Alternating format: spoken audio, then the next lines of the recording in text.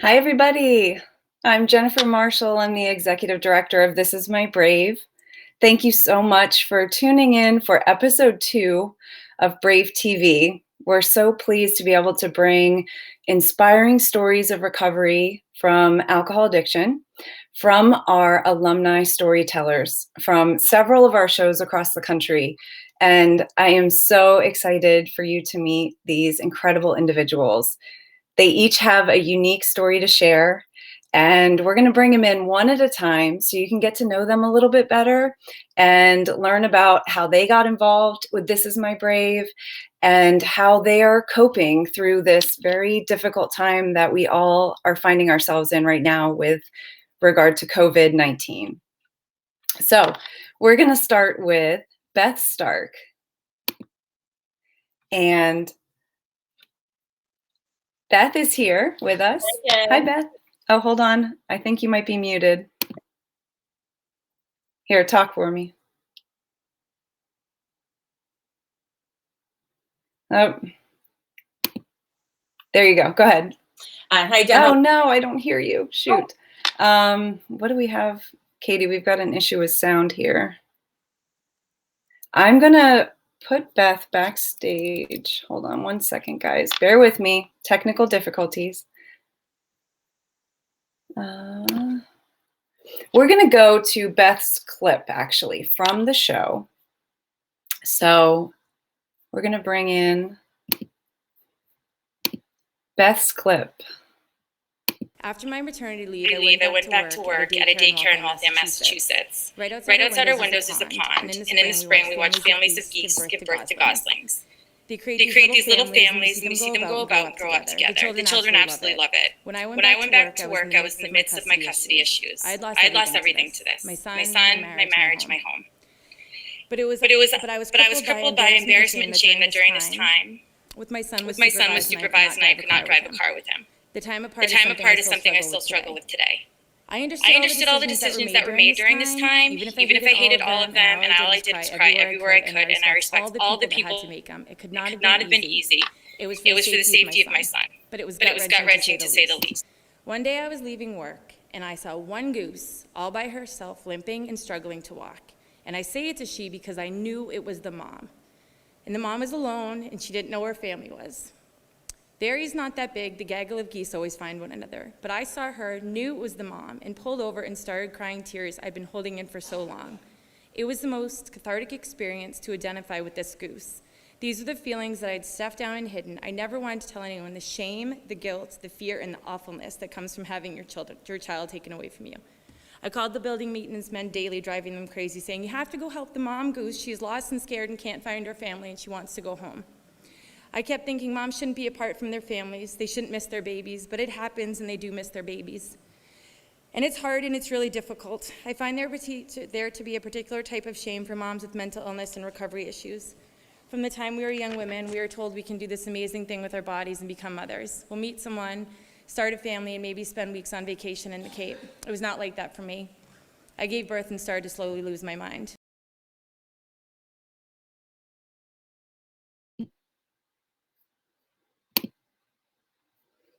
Oh, Beth's story just hits me so hard because as a mom also who lives with bipolar disorder, I just feel so much when I hear her story and when I got to meet her during her audition process. So I'm going to bring in Beth and hopefully we won't have any sound issues. We're going to try this again.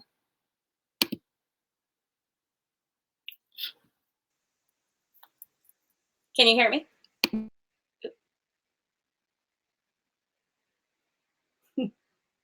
Hi. There we go. Beth, can you hear me? I can hear you, yes. I can't hear Beth, but I'm wondering if everyone at home can hear Beth. Someone give us a heads up if you can hear Beth, and I'm going to adjust our overlay here.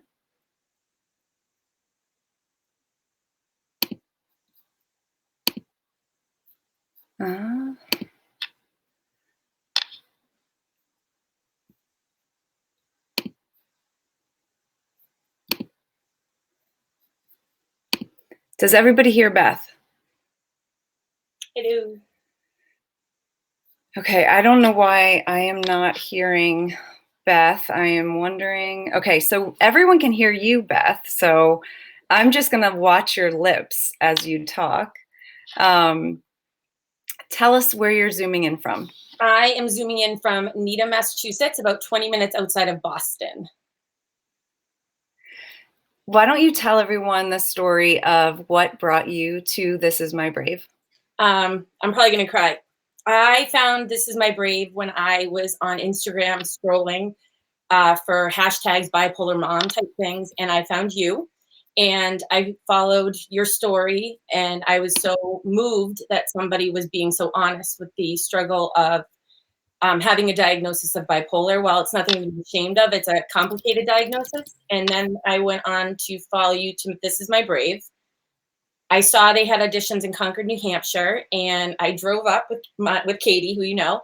And when we got there, we were sitting in the little waiting room, and I looked over and I saw you in there, and I almost like died.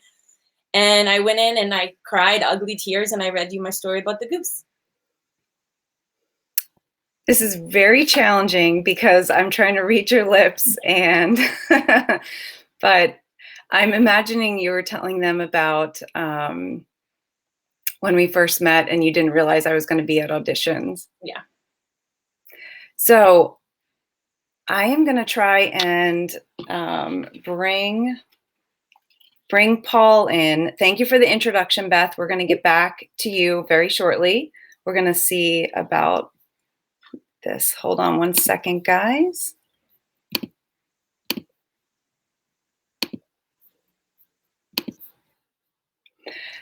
I'm going to bring in our next guest, Paul. I'm so glad Beth is with us. I want you to hear more from her story shortly. Paul was first in our show back in 2017, and I'm going to show you a clip from his performance. Now, on September 7th, 2015, I told myself, social media. I'm going to put it on social media that has been 1 year. Bear with me, guys.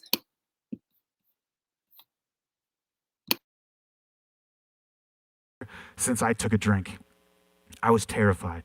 I was terrified because of the stigma. And that's what this is all about right here. This is all about shredding the shame and getting rid of the stigma surrounding addiction and mental illness. And I type this up and I get chills as I say it, because I thought my friend count was going to go from 512 to 6. But what happened after that? 686 likes, 150 comments, over 25 personal messages. I still to this day receive messages.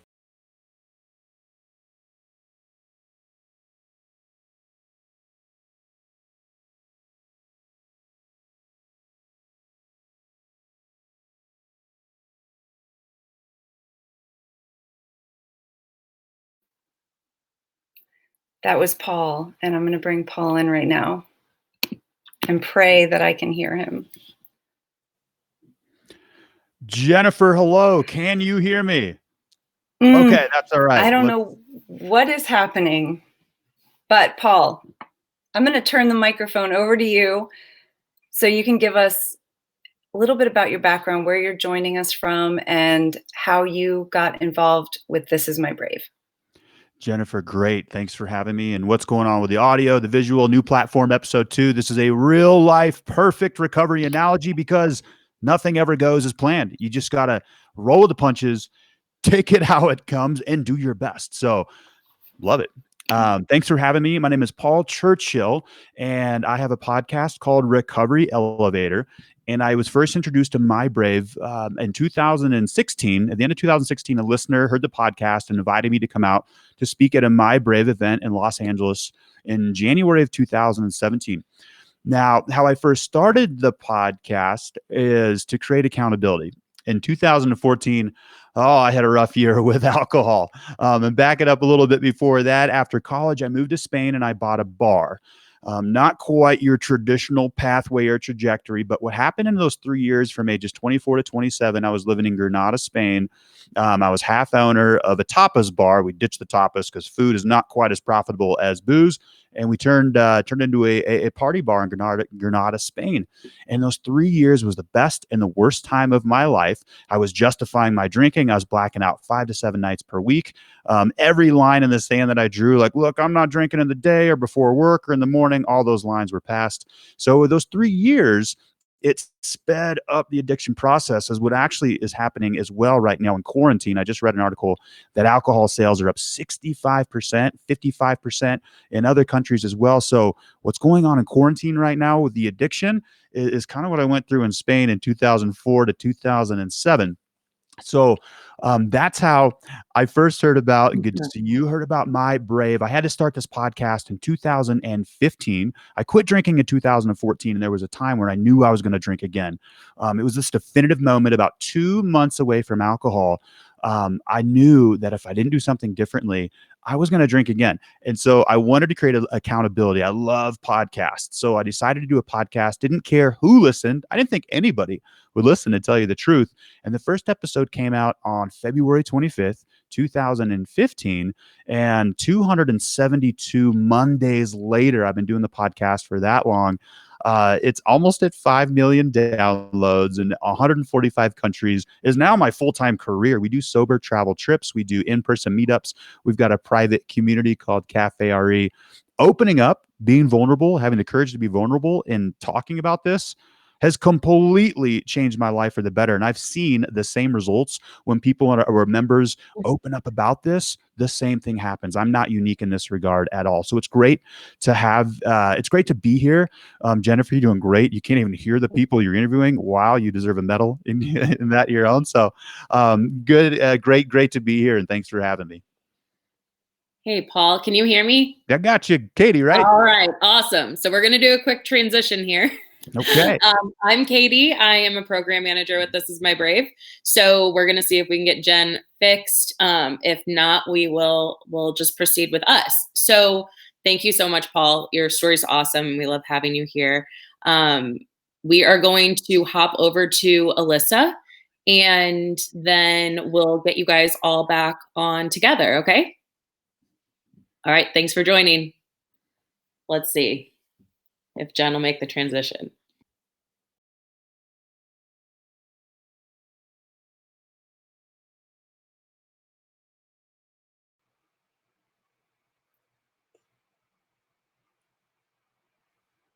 Hello, everybody. My name is Alyssa Turcsak. I'm calling from Lansing, Michigan. I am going to tell you a little bit about how I became connected with This Is My Brave, unless we see Katie or Jen. Ah, there she is. Hey, Jen. Hey, I'm You back. can hear Can you hear me. me okay? I can hear you. Can you hear me? Yes. All right. Do your intro, Alyssa. Awesome. So I first heard about This Is My Brave when I was living in Iowa, which is where I grew up. And there was a story on Iowa Public Radio about This Is My Brave. And I had lost a friend to suicide in November of the previous year. And I decided that I wanted to honor his memory by participating in the show as a cast member. This Is My Brave, Iowa City in 2016. And I did a piece titled Dan Bear in honor of my friend. And then we had a chance to meet at the nonprofit storytelling conference it was a year later. And we talked about, I was moving to Michigan and I was like, yeah, let's do this. But you wisely told me I should probably get to know Michigan a little bit better. So then I was really interested in giving other people the same feeling that being a part of the show gave me, and that sense of community was really huge. And it really made me feel so loved and accepted. And I wanted to be able to bring that to the Lansing community. And so we had our show in November 2018, and it was magic. And so that is my little story about This Is My Brave. And Alyssa, your story about Dan is such a heartbreaker and tearjerker, and it's full of your love for your friend. And I encourage everyone to watch it as, your tribute. It really is so special. And I'm so glad that you brought it to our stage. So thank you. Thanks. I'm going to do a quick transition and bring Beth in for another second, just because I didn't get to talk to her on camera.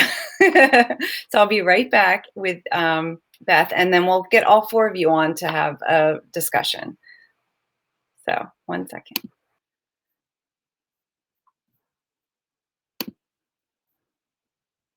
Here comes Beth. Hi, Jen. I can hear you now. So good to have you here, Beth. Thank you so much for having me. Oh, thank you. And I'm just guessing about what you had talked about, but when we first met, I have to tell you, for me, it was a bit of a, like, I felt like a superstar. You made me feel like a superstar. You came into the auditions and just were shocked that I was there. And I remember you brought Katie in with you. And we had a moment where we connected, and you've been such a big part of This Is My Brave. All of you, and I really appreciate how much you have shared with us and sharing your story and how you continue to share your story. Thank you. This Is My Brave is amazing. And I tell everybody that. And I work as a recovery coach. And I often tell people that I'm helping in recovery to look at This Is My Brave, because I think that it opens up such a platform to break the stigma, take away shame, and understand that other people are going through similar things. It's just a different story. Yeah. Did you get to go into a little bit of what work is like, and what led you into that recovery work? So I had a recovery coach for about 2 years. I guess God helping me get into sobriety and helping me stay sober. It was the benefit of my health insurance, which I'm very grateful for. So when I decided to leave early education, my former sober coach is now my boss. So I actually went to work for him, which is amazing. Mm-hmm. And I get to meet moms who may not have the same story as me, cathartic experience with a goose, but have issues, or not issues, struggles. And I like the fact that I can be honest and say, this happened to me. It was very, very, very challenging. There was a lot of tears. There's still tears to this day when I think about it. But here I am now. And if I can offer a little bit of that hope, then I know I'm doing something right with my life. Very good. Amazing. Well, I'm so glad you're here. And I've got my cat Gracie jumped onto my lap. I think she could tell I was a little stressed over the not hearing everyone, but she's here to calm me down, so that's nice. I am going to bring everybody into the feed so we can all chat together, so bear with me.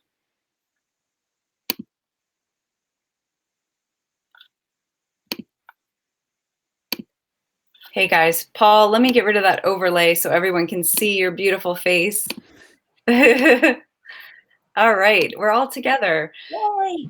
So, guys, I know Alyssa had something she shared before we started, which I was wondering if we could start off with that sentiment, Alyssa, if you're comfortable with it.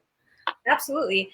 I was looking at my Facebook memories, and I had one pop up from 4 years ago today that was me talking about how I'm starting antidepressants for the first time. And I thought that was a really timely Facebook memory to pop up, because the reason why I started taking antidepressants in the first place is from talking with the producer of the Iowa City This Is My Brave show. So I started medication 4 years ago to help my mental health, thanks to the words of somebody that I was able to meet through the show in Iowa City.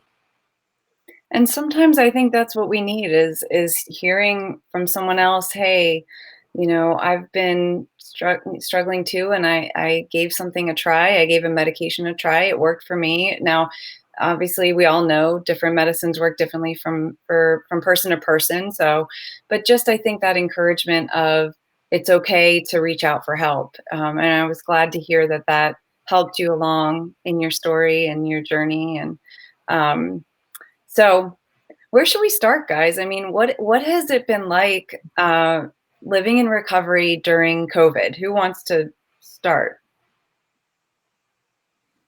I'll go. I'll go after Beth, Jennifer. Okay, sounds great. It's been interesting. A lot of my recovery, though, I heavily rely on podcasts, readings, things like that. So I've really been trying to do a lot more of that. I'm also beyond grateful that my 4.5-year-old's with me a lot, because his dad's job is essential, as is mine, but I can do mine over the phone. And so it's difficult to homeschool, work. I'm finishing up my last couple classes for college and then stay sober. Now, the staying sober part is something that I take daily. So it's just one day at a time. Like I wake up, today's the day, I'm going to do it for me. I'm going to do it for Philly. We're going to go through today. But it is there's like Katie's my best friend who lives a town over and she's sober and I don't really get to see her, because everyone's trying to keep their distance. So it's challenging. So I'm just, Glen Ellen doing it, like podcasts, anything I can do to like keep it as a loop in my brain. What about our online AA meetings a thing that you guys engage with, or I don't know. Anyone else? Alyssa, maybe? Yeah, I am really a big fan of Refuge Recovery, which is a peer support group that I am active in, and we have online meetings at refugerecovery.org. There are meetings where they're peer support groups. So the Refuge Recovery is a Buddhist-inspired path to recovery and follows similar structure to AA in the sense that there's inventory that you work on. Refuge Recovery specifically focuses a lot on meditation, which is what I really like. I've learned a lot about myself through meditation. And I do believe that AA does have some online meetings, but I'm more familiar with Refuge Recovery, and that's what I've been utilizing as a tool, which has been really helpful. That's great. And Paul? I do know there's ZoomAAmeetings.com, and we have a private community called Cafe RE. You can find info on recoveryelevator.com. And we have a couple webinars. Every day we have a webinar, sometimes multiple webinars. So yeah, we're leveraging technology in our favor. And my retreat personally, so everybody's on retreat right now, whether they know it or like it or not, right? And this retreat is if you can't go outside, you can go inside. And here's the thing with addiction, Jennifer, and I know Alyssa and Beth have some experience with this. It serves a purpose, right? Or else it wouldn't exist. Addiction wouldn't be on this planet, and it serves a purpose. And it's almost as if we got a head start with this work. And when I say with this work, I mean going internal and connecting the heart and soul internally, regardless of what is happening externally. Now, there's a lot of people who don't struggle with addiction right now who are grasping everything that used to give them that homeostasis, that stability right now has been challenged. They don't have access to it. There's no gym, there's no yoga classes, there's no restaurants, a lot of that stuff. So there's people who aren't struggling with addiction per se that are really struggling right now. And I was working remotely. I was in Oaxaca, Mexico, doing the Recovery Elevator podcast. And I had this idea. I was like, you know what? I better get home before my flight gets canceled. My flight was canceled. And I came back to Edwards, Colorado. It's where I'm at right now for a Pink Veil cancer support event. That was canceled. And I've been staying here at my parents' house since. And we're quarantined, Jennifer. We're supposed to be here. And there are times I have felt isolated and lonely, but not even close to the level of loneliness and isolation that I felt during active addiction. And my heart goes out to those right now who are in active addiction. I read an article that I think I said this earlier, the alcohol sales are up 65% right now. And my heart goes out, and that makes people me cry a little bit. Yeah, and everybody's on the front lines. We think front lines mostly the doctors and nurses, people in that setting. But Jennifer, you are, Alyssa, you are, Beth, you are, I am as well. I'm a leader of these communities, and so many people have stepped up and offered support and encouragement in times of how to get through this, their own personal retreat. And I don't think everybody's going to get what they want out of COVID, but everybody's going to get what they need. Yeah. Can I say something on that, Paul? I have to say that's a really good point. And this is something I've talked about with some of my friends in recovery. When I first got sober, the first year was just so incredibly awful. Alyssa, props to you. Like, honest to God, you're in it and it's awesome. But the first year was so challenging. And a big part of it was I had to learn how to kind of like rip myself apart and find the reasons why I drank. So now I'm a little over 3 years sober, and I've kind of done a lot of the hard work. So as much as I don't like being isolated, I miss my friends, I miss the normalcy of my life. I kind of went through something so incredibly chaotic the first couple of years getting sober that I'm kind of like, this is it's awful. And there's tragedy everywhere around me. I'm not trying to make it, play it down, but I've been through so many challenging things that I'm like, at least I'm safe in my house. I can make sure my son's safe, my parents are safe, everyone, and pray for them. And no one's out there praying that I'm not like doing something I know I'm not supposed to be doing. So, and my heart does the same thing with people out there right now that are suffering with addiction. I can't imagine, because I did rely on 12-step meetings my first year plus of sobriety, and that was my connection. To not have that, and I mean, Zoom, but they're great and they work, but you miss the one-on-one, the people, just being around people. Yeah. Alyssa, will you share with us? I know you each, I don't know, because of the technical issue with the sound, I wasn't sure if each of you were able to share kind of what led you into recovery. And I know, Alyssa, January was a key moment for you this year. Yeah, I will. So I am 108 days sober today. Yay. So this has been, it's been hard. I don't really know how to say it more than that. But I can back up a little bit. I've been working on my recovery in some scale for about 5 years. I've been trying to get it to have it stick. And you go through the beginning part of denial and then shame and not wanting people to know, and that's kind of what I went through. And there were a number of things. I went to my first inpatient rehab right after the Lansing show, actually. So when I produced the show, I thought that I was functioning as a functioning alcoholic. I thought that that's what I was doing.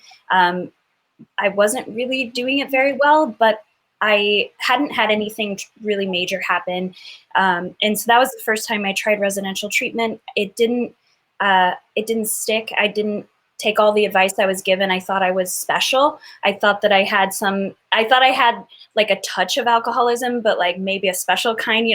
I think from what I've heard of other people sharing their stories, I think it's a common experience. But anyway, the long story short, in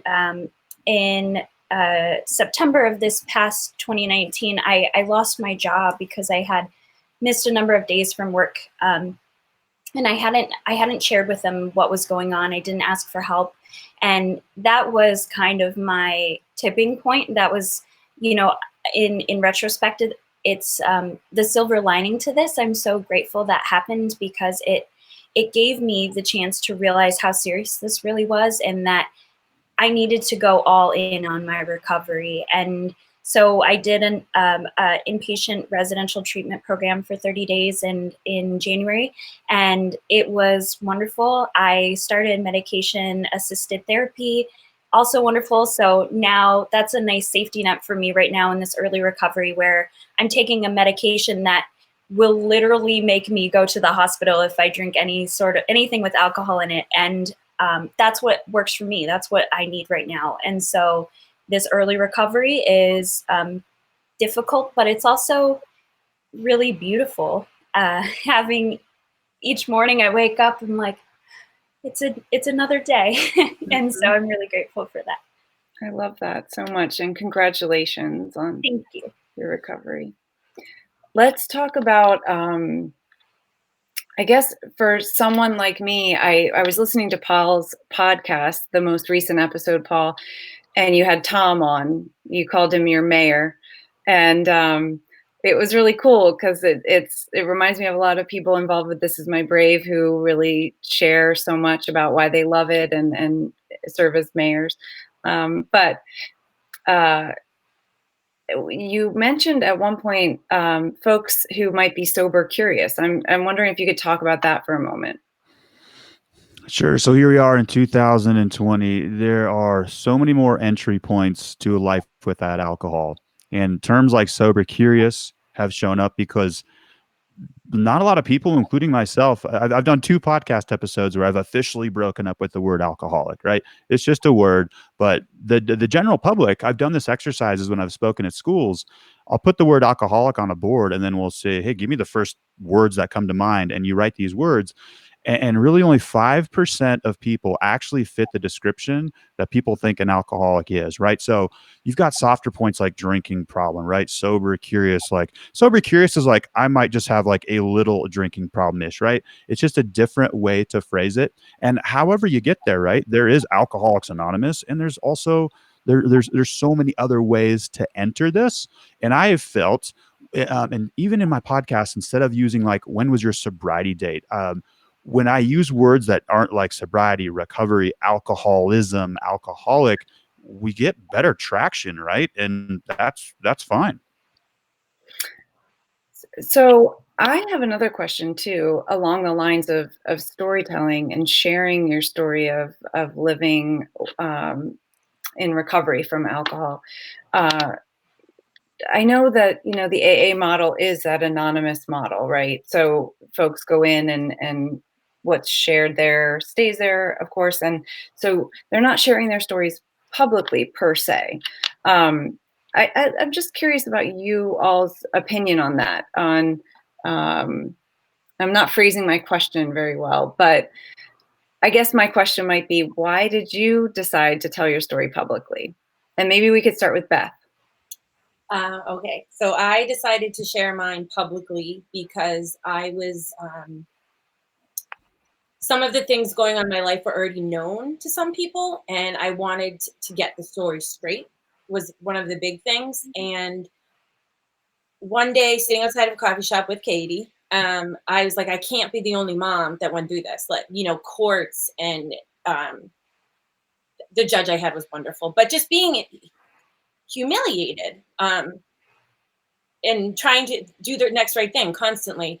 So I was like, well, I'm going to get out and I'm going to share my story, and maybe another woman will hear it. And she doesn't have to tell me she heard it or that she relates, but then at least I'm going to do it.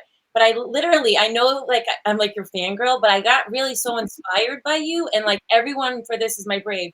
When I wrote my essay, I was sitting in the library and I watched like 4 videos, and I was sitting there and I have no problem crying in public. We all know that. And I wrote my essay and I'm crying watching it. And there was something that brought such freedom about it. And I don't think I'm that important, nor that is my story that exciting. But I think that the more people talk and share their stories, the less alone people will feel. And when I hit my rock bottom, it wasn't all of the things I shared in my essay. My rock bottom was just a day I woke up, flew on a Patagonia, and was like, I've had it. Like, and went to a meeting and cried at a hospital in here in Massachusetts. And my son was so little. He's still so little. But I knew I wasn't the only mom. Not that it's just moms, but I mean, that's where my heart is. From one mom to another, I can relate to that so much because with my bipolar and having been hospitalized 5 times now, but at the time back when I started writing about it, it was 4 times. And 2 of the times I'd been taken out of my house in handcuffs by police officers in a police car. And the shame and embarrassment for me that surrounded that, I just felt like there's no way I'm the only person on this planet that this has happened to, and I wanna talk about it. Once I got to a point where I was, proud of my recovery and that I knew that I could beat it, I wanted to talk about it, and it sounds like you were in that same spot. When we finalized the essay, and my ex-husband and I were sitting at Children's Hospital because our son was really sick, and the show was in about a couple weeks, and I gave him my laptop and I was like, I really want you to read this before I share it. If there's something in there that you don't like, I want to know. He read it. He had a wonderful reaction. And I stood up there and I was really proud of those words. And I prayed that someone there related to it and understood it. And I wasn't just any of the names I'd been called or any of those lovely things that had happened to people. I was much more than that. And I, most importantly, was someone's mother. And I was trying really, really hard to be a good mom. And again, I can relate. As a mom, so you and I, our kids were really young when we made this decision to open up about our stories. And my mom said to me at one point, and if she's watching, sorry, I'm gonna share, but she said, Jen, how can you make that decision for your kids to tell your story? And what if their other parents at their preschool find out and they don't want their kids to play with your kids because you have bipolar disorder? And I got so upset because I thought, I want to educate people, and I want to break that stigma. And you know, if people don't want to associate with me because of bipolar, then that's their problem, you know. And I want to stand up for what I believe in, and I believed that it was important to share my story publicly. And my kids now have a much better understanding of mental health because they understand what I've been through and what we've also gone through as a family, which I haven't shared yet that publicly, but I will when the time is right. So I can relate. Yeah, he's 4.5, and I'll be done with this. But he's just already compassionate, and I worry that when he's 8 or 9, or things are going to happen. But I hope the people I'm brave for are the people that I want in my life. The other people that want to kind of poke fun or say something or roll their eyes, like there she is again. I don't have to be brave for them, but I want Philip to grow up and be really strong and brave and stand up for people and understand that people are different. And just because the same thing happened to us, it doesn't mean it's going to happen to everybody. And, you know, we worked, like his father and I, we co-parent beautifully. That's what he sees.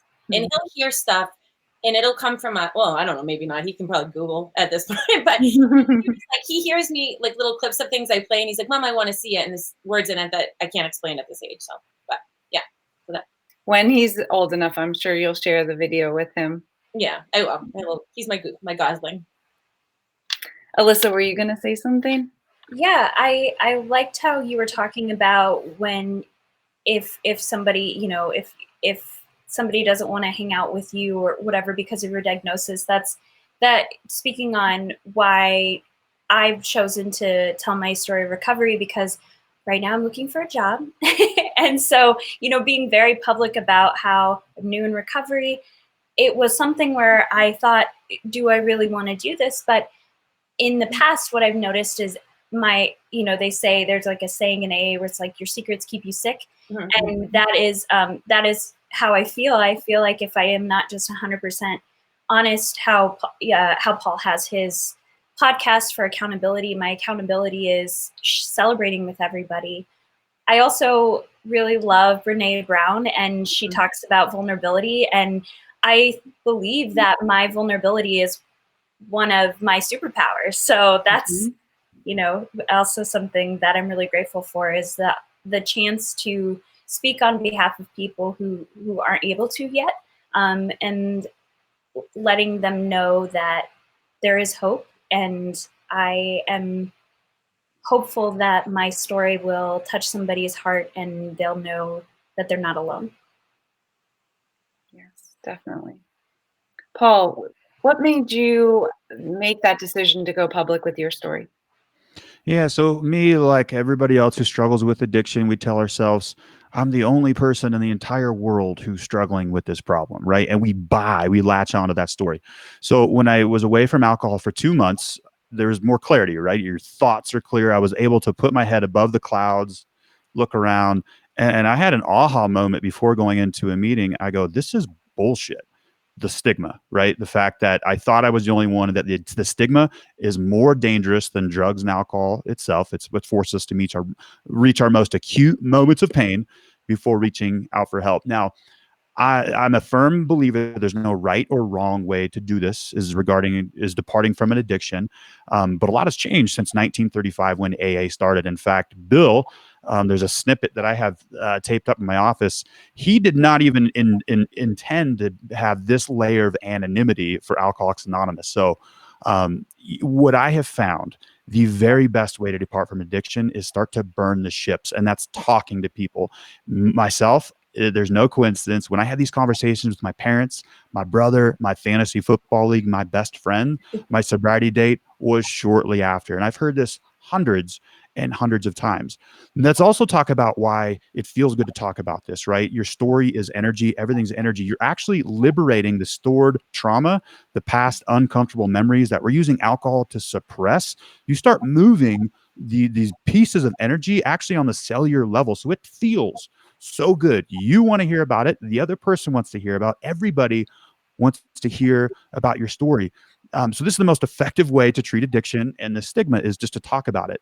And it's going to be difficult to talk about it if we're anonymous. And there was a time which actually pushed me forward in my decision where I was in Las Vegas with my family and I was struggling so hard to stay sober, so hard. And I lost that battle at that dinner. Come to find out, a couple of years later, there was somebody else at that dinner who was in Alcoholics Anonymous. And it's a great program, guys. I still go to meetings at times, but there was somebody at that dinner in AA, and we spoke 2 years down the road, and he's like, I'm supposed to be anonymous. I couldn't talk about it. I'm like, oh, really? Like, can't we work with something here? And so there's so many paradigms that are shifting. Structures are starting to change, and we can see it everywhere right now. This is the most exciting time to go within and address an addiction. There are more pathways than ever, but burning the ships, that what we call it, you can't unhave these conversations. And on the other side, it's like people don't want to hang out with me because I'm an alcoholic or I have a diagnosis. Look, that works in your favor too. I don't want to be hanging out with people who are that surface level or that fake. So win-win, right? Yeah. Totally. And I also believe we all, like, mental health is such a spectrum, right? It's like we all have a brain. We all have mental health to take care of. We're all going to face some kind of mental health challenge, I believe, in our lifetimes. I don't think the stats on the 1 in 5 are really accurate anymore. So bringing it back to COVID-19 and this very strange time that we all are finding ourselves in, if we could go around and maybe talk about what are some of the things that are working for you right now in this moment, I feel like we're in like week 6 of quarantine or so. Does anyone want to start with a tip on like what's helping right now? Sure. So I would say for me, it's things like showering every day, putting on real clothes, attempting to do my hair, just getting a schedule with my son. So I still feel like he's using his brain. And I used to teach preschool. So we've kind of like redesigned his room to be a classroom, and making sure we get outside every day. I know I could do better with eating and exercising. This COVID has really like kind of kicked my butt in that area, because normally I'm just so busy that it's not really an issue. And now there's a lot of time to sit around. So I know I have to change that. And then, like I said before, I'm reading a lot more and just trying to focus on the future. Like what do I want to take out of this? What did I like? And what did I learn? I've learned a lot during this. There's been some drastic shifts in the way I think about certain things through this. And I think I got that because I'd already dealt with like a lot of the junk that laid inside of me. So now it's just like, how do I want to take this experience to the future? I love that. I can go. I have been learning a lot about how to love myself, and that was the biggest thing that I took away from residential therapy is loving myself again. And I know that it seems like a really simple statement, but it's kind of like I'm in a new relationship. And so I'm, getting to know more about myself and how I experience different emotions while sober. And that is a huge part of myself that I lost. And so I'm taking time to be gentle when I have days where I feel really sad and I want to cry, being gentle with myself, allowing myself time to feel those emotions and let them go. I have been doing a lot of meditation, and my boyfriend and I just started the Couch to 5K. So we're trying running, which I haven't done in a really long time. And oh my goodness. But I also do talk therapy. And again, I mentioned medication assisted therapy. That's been huge. Playing a lot of Animal Crossing. I heard about that game. It's like the newest rage right now. Yeah, it's really cute, but I'm not here to talk about Animal Crossing. So yeah, just taking time to spend time with my significant other, my cat, and remembering that I am still new in my recovery, and so not trying to push it too far. For example, for me, I know a lot of people my age will post on like Friday nights, they'll have like a drinking night with their friends on Zoom or something, or a social happy hour. And that, so, Friday nights I just kind of have to avoid some social media, and that's okay. It's just something that is triggering for me. So just kind of learning more about myself so that I can protect myself in these times through journaling or, yeah. I also wanted to note, I think it's important to acknowledge that there's a lot of pressure to accomplish a lot during this time right now, and that is not necessary. If you can and you are somebody who does that, that's awesome. And I really am not being passive aggressive and mean it. That's awesome. But if you are not accomplishing a whole lot right now, this is a really traumatic experience for everybody. And so people respond to trauma different ways. And I think that you just have to be gentle with yourself. That's a really good tip. That's a good tip. Paul. Yeah, great stuff I've heard so far. And Alyssa, I want to comment on your sobriety date. I think we're going to look back at early 2020 sobriety dates in the future as being the most badass, respectful date of all time, right? And I like what you said about, what we should be doing, right? Simply making it through COVID alive, big bonus there, but with our self-compassion intact. Because I've seen in our groups, oh my gosh, I should be learning Italian, Croatian, and learning how to cook and all this stuff we should be doing. But right now we're going internally. That's what we're doing, or whatever you're doing is what you're supposed to be doing, including self-passion. So compassion. My suggestion right now at this time is start to become aware of the unconscious self. So the mind has 60 to 70,000 thoughts per day, and most of them are wrong. And this is where my departure from alcohol has led me in the last year and a half, is really challenging, taking a step away from the story, saying, wait a second, is that true? Am I supposed to be depressed, anxious, or craving things? No. And you can start to challenge that stuff. Another recommendation is 100% get outside. I don't know if about you guys, but I'm noticing so much more. I did a walking meditation the other night, which is simply me focusing on putting my feet on the ground, listening. And I walked past a group of deer. I'm up in the mountains in Colorado, and I almost missed them. And I walked past this group of deer, and I was looking at them. And then off in the distance, there was a pack of coyotes that started howling. And I saw their ears go here, go there, tracking me. And then the coyotes howled again, and the coyotes were closer. And then they're like, oh gosh, this is real. And the group of deer left. It was one of the most magical experiences that I experienced that never would have happened if it wasn't for COVID. Yeah, that's great. I've been doing a lot of walking too. I feel like, sometimes I'll listen to a podcast and sometimes I'll just kind of leave my phone at home, or it might be in my pocket just in case. But it is nice to really take in the sounds and the sights you're seeing around here. All the trees are in bloom. And so it's nice to really get out in the fresh air. I did a Instagram live with Casey Mayer, who is from our terrible with pronunciations. Casey Marr from our Boston show. And Casey teaches meditation and yoga, and she taught about the 5 elements. And I thought that was really neat about how you could incorporate those into your day-to-day that, can really help shift energy. And that means a lot. So I've been really embracing like my inner hippie, so as you can see by this wonderful, backdrop. Yeah. I love it. I wanted to mention one book that when Paul was speaking, I remembered This Naked Mind is another book that I really was really helpful in early recovery. It's a recovery book about alcohol addiction, and a lot of what she talks about is the unconscious mind and your relationship to alcohol and that. So just bringing that back to what Paul said about unconscious thoughts, I think that's really cool. So I have another question for you all, and I'm interested in your feedback on this.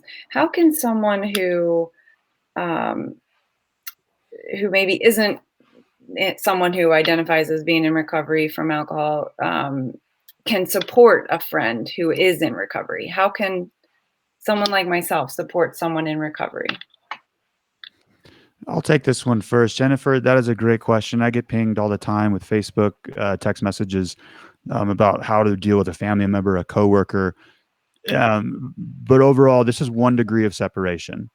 I have yet to come across somebody who doesn't know somebody, who isn't living with somebody in close proximity, somebody who's struggling with addiction. So I get this question asked all the time. Now, what we can do is simply be conscious and show them unconditional love. That doesn't mean they can walk all over us, doesn't mean they can steal money or take advantage of us, but love them unconditionally. That's what they need. And this is their own personal journey. Looking back, I wouldn't change my addiction for anything. I wouldn't go back and say, well, I wouldn't do this. Addiction has been the very best teacher.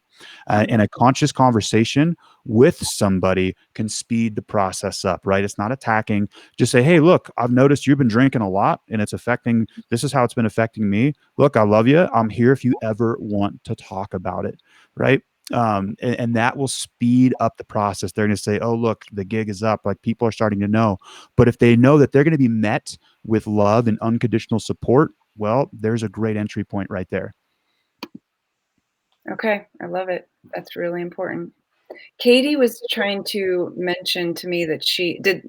Okay, Katie was signaling. I think we have a question. Katie, where is our question? I'm gonna unmute Katie for a second, but you guys won't be able to hear her. Okay, thank you so much, Katie. Okay, so we had a question from Aaron. Aaron was asking about how you all feel about medication, and he said he feels like his bipolar meds keep him from living life fully. And I wondered if anyone, Beth, why do you want to take that one? My bipolar meds saved my life. They really did. I know everyone has various opinions on medication, and as for the work that I do as a peer specialist and a recovery coach, it's really, it support anyone's pathway. But I have to say that my medication gave me the ability to think with more clarity. I'm a very erratic person as is, so this has kind of brought me some sort of a baseline. And I mean, I did everything. I went back to college. Graduating high honors in a couple of weeks, like in my backyard. Grad school, like, you know, it gave me my brain back, as did sobriety. I mean, there's no doubt but I got everything taken care of started to take care of everything at the same time. I think if your meds make you feel like you're not living fully, you should talk to your psychiatrist or your med provider and ask them about changing your meds, doing maybe a DNA swab of your mouth, seeing which meds work best with you, because I can tell you honestly, I live life to the annoyingly fullest. So.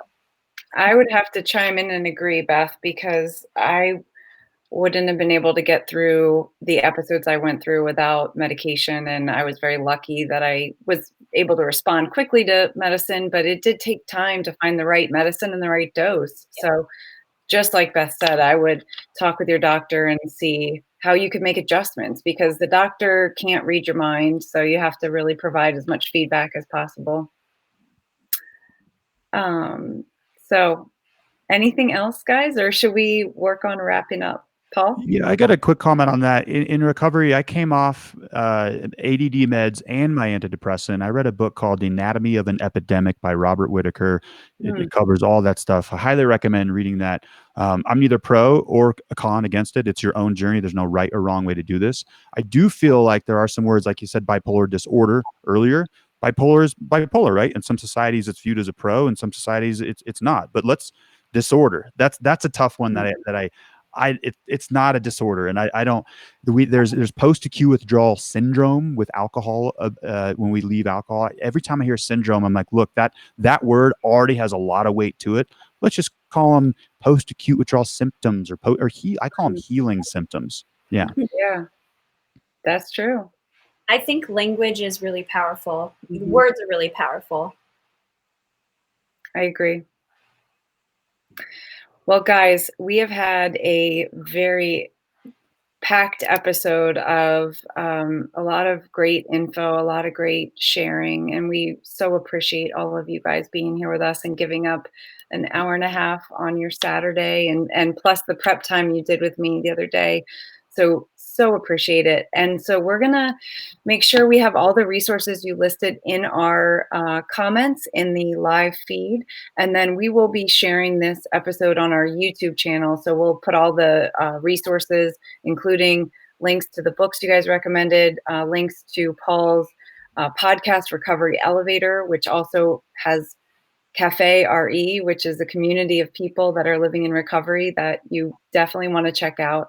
So I wanted to ask you guys one last question each, and we'll go around, and it's if you had one piece of advice you wanted to share with everyone about getting through this, and one parting sentiment. I'll go first. You can't be happy. You are or you're not. So stop delaying. Anytime you said once COVID ends, the trap's already been set. You're already delaying your future state of mind, wholeness, and being to another date. That's a good one. Thank you, Paul. What about Alyssa, Beth? What do you think? What do you want to leave people with today? Stay hopeful. Like anything, there's light at the end of the tunnel. Nothing stays, like nothing is forever. Everything's temporary, and eventually things will regain some sort of access. It just might look different, and that's kind of how I feel about recovery. You come out different, but there is a light at the end of the tunnel, and it's very rewarding. Beautiful. I have something I'd like to read from as my final thing I'd like to say. It's not very long, but one of the things that I did when I was in rehab, it said, if I could talk to my old self, what would I say?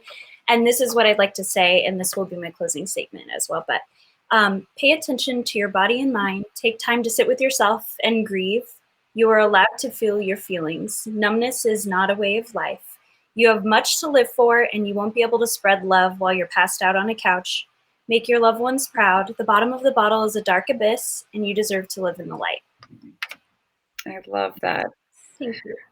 Thank you, Alyssa. Thank you, Beth. Thank you, Paul. Thank you guys for being a part of our Brave family and for sharing your beautiful stories of recovery. I'm so proud of all of you. I'm so proud to know you. And thank you for making episode 2 a success despite our technical difficulties at the beginning. So thank you guys. Have a great rest of your weekend. And thank you all at home for joining us and tuning in. See you next week for BraveTV. Bye, guys.